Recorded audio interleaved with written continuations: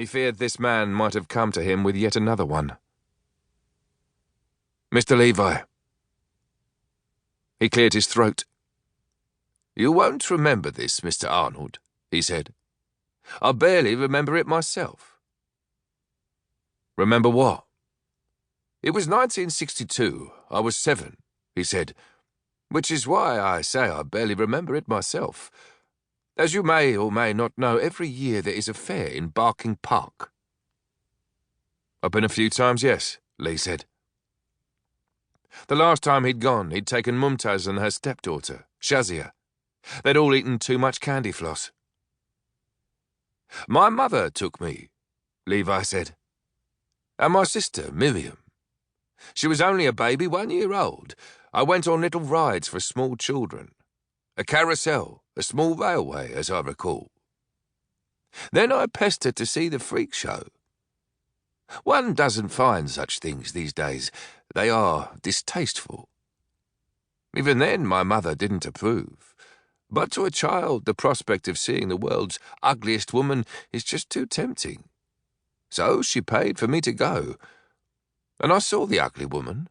I saw a tattooed man, and, to my horror at the time, I saw Ping and Pong, the Siamese twins. Now, of course, they were not real, neither twins nor Tai, but they frightened me, and I screamed.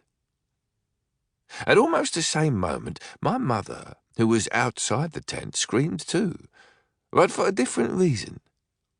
She screamed because, having, as she said, turned away from Miriam for a moment, when she looked in her pram the next time, my sister had gone.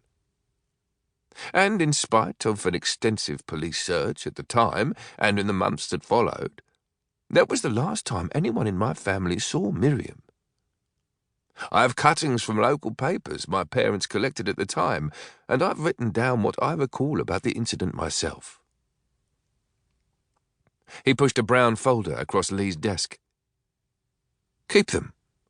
Look, at the time the case of my sister's disappearance was famous. Now it's just history, but not for me. If Miriam is alive, Mr. Arnold, then I want you to find her, and soon. Soon would be best." The woman was young and beautiful, but her eyes were ringed with dark circles, and she had bitten her nails down to the quick. "You will be safe here, Shirin," Mumtaz said. "I know it's a bit—" Her voice trailed off. It had taken the group known as the Asian Refuge Sisters a couple of years and a lot of heartache to get hold of this shabby house in Forest Gate.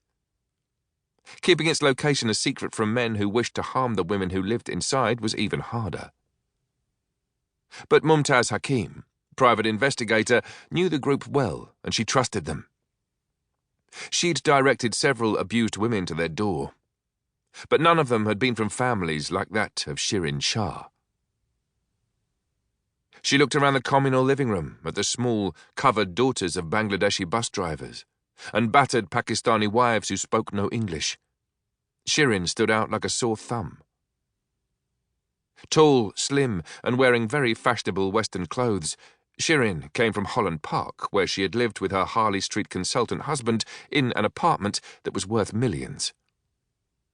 Shirin had employed a housekeeper and a chauffeur, and had an account at Liberty in Regent Street. Unfortunately for her, what she didn't and couldn't have was children. This had upset her husband, who had beaten her mercilessly because of her failure to reproduce. Now he wanted to marry a second wife who would and could have children. Shirin had refused to accede to this, and so he had tried to kill her. But she wouldn't go to the police, and she wouldn't tell her parents, and so it was the refuge or nothing. Mumtaz smiled. "Everyone's very nice here," she said. Shirin looked down at the floor. "I can't share a room. I can't." Mumtaz sat down beside her. "Shirin," she said, "when Muna told me about you, she said you needed somewhere to stay, and I've found you somewhere." Desperate and isolated, Shirin had finally opened up to her hairdresser, Muna.